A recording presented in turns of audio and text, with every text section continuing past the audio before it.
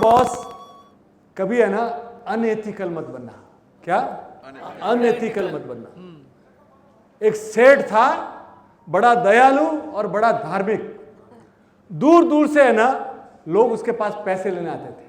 और सेठ का बड़ा सिद्धांत था, कोई आया, उन्होंने वहां मुनीम बिठा रखा था, कोई बोलता कि भैया कितने दिनों से पैसा देगा, मुनीम पूछता, कोई बोलता मैं 15 दिन से दूंगा, कोई बोलता महीने से दूंगा, कोई बोलता साल भर से दूंगा, कोई बोलता 10 साल से दूंगा। जो जैसा बोलता वैसा मुनीम लिख देता। कोई बोलता मैं अगले जन्म में दूंगा। सेठ ने बोला हुआ था जो जैसा मांगता वैसे देते।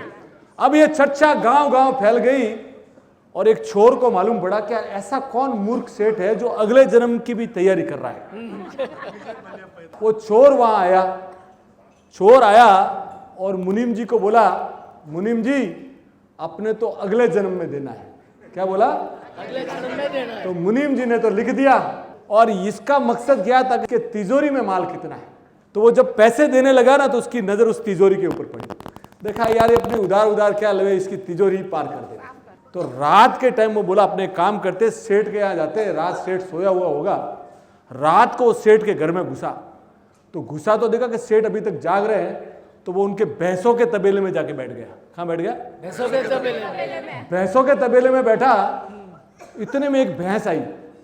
तो वो दूसरी भैंस को बोलती है कि बहन तू कब आई? कि मैं अभी आई। बोले क्या हुआ था? कि मैं सेठ के पास पैसा लिया था और बोला था कि अगले जन्म में चुकाऊंगी, तो अब ये मैं दूध दे के चुकाना पड़ रहा है मुझे। तो वो दूसरा बोली तू कितने साल से इधर? बोले मैं पिछले 3 साल से दे रही हूं, मेरा कर्जा मैं। और चौथी बोली मैं 6 साल से दूध दे रही हूं।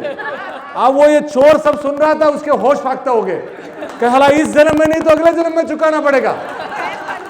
अब वो क्या क्या वहां से भागा और मुनीम के पास जाकर बोला मेरी रसीद तू पहले काटे, पैसे ले।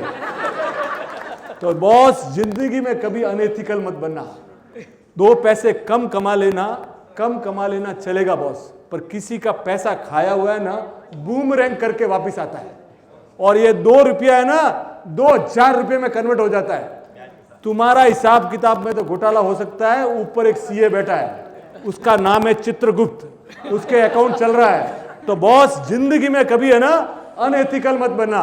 प्यार से रहो, मस्ती से रहो, अपनी औकात में रहो, दूसरे का पैसा कभी मत खाओ।